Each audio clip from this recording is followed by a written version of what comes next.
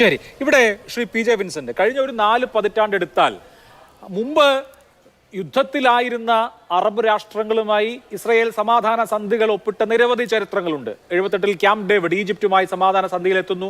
90-കളിൽ wadi അറബ treaty വഴി ജോർദാനുമായി സമാധാനത്തിലെത്തുന്നു. ഏറ്റവും ഒടുവിൽ അബ്രഹാം അക്കോർഡ് വഴി UAE-യും ബഹ്റിനും അടക്കമുള്ള മറ്റ് രാജ്യങ്ങളുമായി സമാധാനത്തിലെത്തുന്നു. സൗദി അറേബ്യ അടക്കമുള്ള അബ്രഹാം അക്കോർഡിൽ ഇല്ലാതിരുന്ന രാജ്യങ്ങളുമായിട്ടുള്ള ചർച്ച ഒരു പ്രധാനപ്പെട്ട ഘട്ടത്തിൽ എത്തിയപ്പോഴാണ് പിന്നീട് ഒക്ടോബർ 7-ഉം കോൺഫ്ലിക്റ്റുകളും ഒക്കെ ഉണ്ടായത്. ശരിക്കും പറഞ്ഞു കഴിഞ്ഞാൽ കഴിഞ്ഞ 4 പതിറ്റാണ്ടായി ഇങ്ങനെ ഉണ്ടാക്കിക്കൊണ്ടുവന്നിരുന്ന അറബ് സൗഹൃദത്തെ അല്ലെങ്കിൽ അറബുകളുമായിട്ടുള്ള സമാധാന സന്ധികളെ ആകപ്പാടെ റിവേഴ്സ് ചെയ്യുന്ന വിധത്തിൽ മുഴുവൻ അറബ് രാജ്യങ്ങളുമായിട്ടും സംഘർഷത്തിലേക്ക് പോകുന്ന വിധത്തിൽ കാര്യങ്ങൾ വഷളാക്കുകയാണോ ഇസ്രായേൽ? അങ്ങനെ ചെയ്യുന്നുണ്ടെങ്കിൽ അതിന് കാരണം എന്തായിരിക്കും? അങ്ങനെ ഒരു സംഘർഷം ഉണ്ടാവാനുള്ള സാധ്യത ഇല്ല.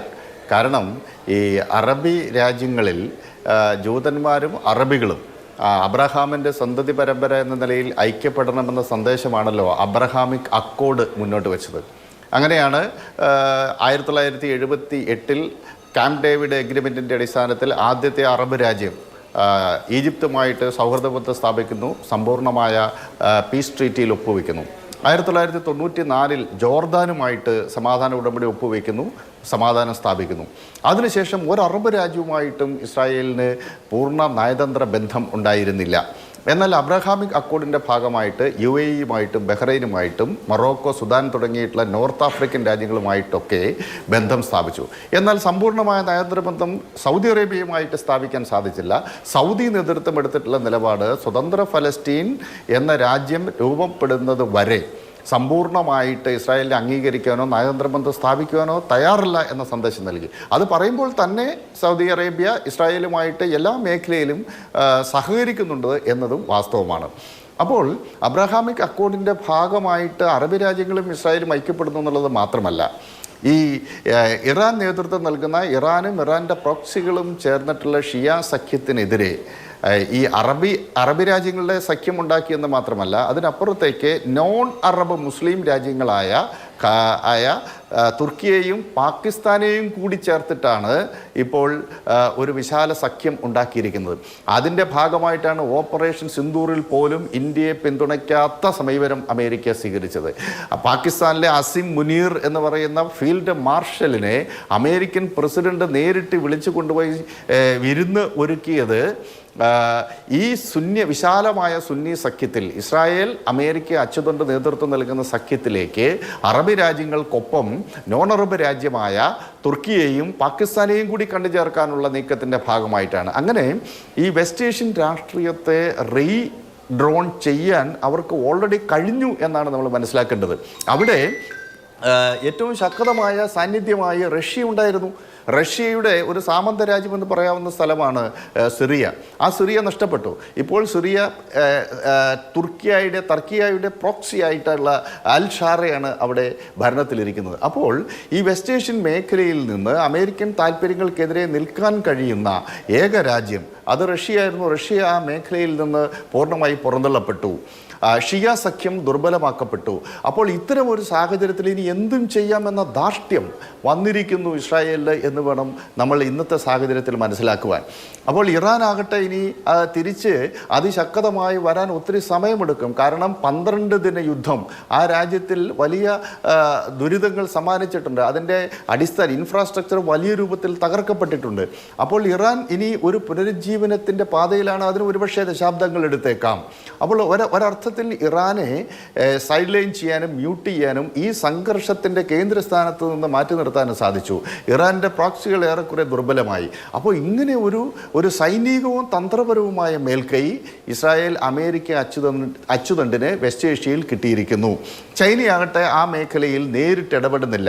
സാമ്പത്തിക ബന്ധങ്ങൾക്കപ്പുറത്തേക്ക് ഈ സംഘർഷങ്ങളിൽ ഇടപെടുക, അല്ലെങ്കിൽ സൈനികമായ സാന്നിധ്യം തുടങ്ങിയിട്ടുള്ള കാര്യങ്ങൾ ചൈന ശ്രദ്ധിക്കുന്നില്ല.